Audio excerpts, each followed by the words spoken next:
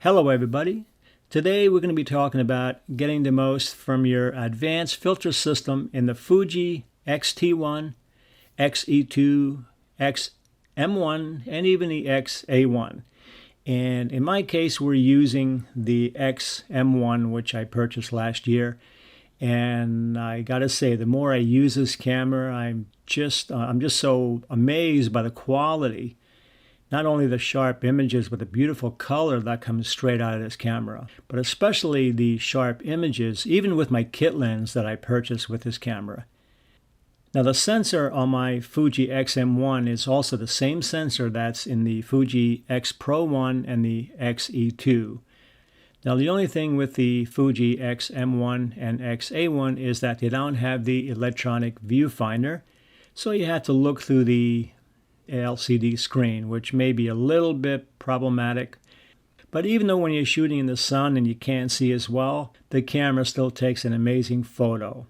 So that's the only thing, my little complaint about this camera. That's the starting system, is the LCD screen camera.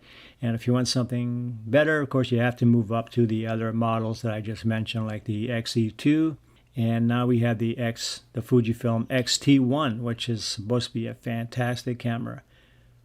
So with that said, let's take a look at some images. I recently did a test, and here we're looking at image number 1 is Dave sitting by the pool.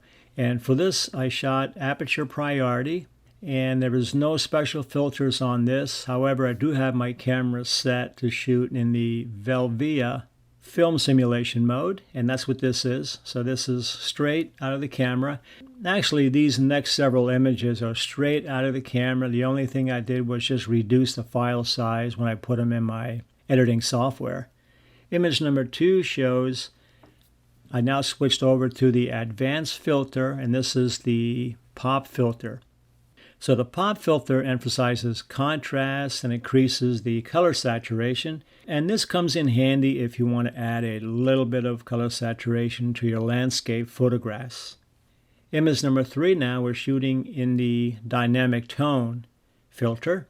And I really like using this because this is especially nice for creating just really, really exotic and exciting looking landscape images. The next image here, we're looking at the toy camera filter. And this creates a little bit of a darker border effect, and it also gives like a nostalgic effect. Kind of neat.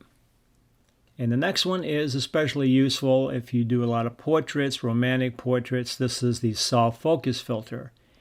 And this creates a soft focus all the way around the entire image. And another neat filter here is called the partial color. And you could choose from several different colors. And in this particular case, we chose blue. So blue remains and everything else turns into monochrome, black and white. So in this case, all we see is black and white with the exception of anything in the photo that's blue. So here we see the blue pool and the blue sky. And on the next image, I just increased the color saturation a little bit more just to enhance the blue, just slightly. So those are some of the effects that I got on a recent test. But let's look at a few more so you can see other effects. And on this image here of the mill, this is taken aperture priority. Again, the same setting, the Velvia film simulation mode without any advanced filter. Image number 2 now is the pop filter. Again, this is the one that emphasizes contrast and color saturation. Number 3 is the toy camera one. Gives it a neat, nostalgic, old-fashioned look. And the next image is a soft focus. Gives it like a dreamy effect. And again, this is especially nice for soft, if you want to create like a soft scene, and it may be especially useful for creating soft, romantic images.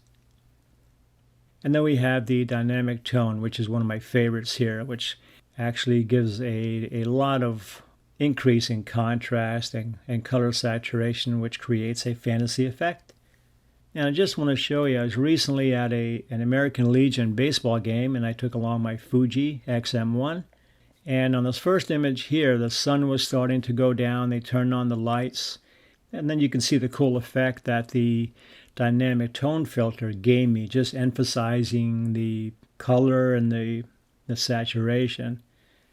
And this is straight out of the camera again. And then on the next image here, I just darkened the sky a real slight bit, and I lighten up the plain field. So your attention goes more to the field now. So just a little bit of enhancement, and that's it. And on the final image here, we're just looking from behind the fence as the batter gets ready for its pitch. And again, those last two were done using the dynamic tone filter in the Fuji X-M1.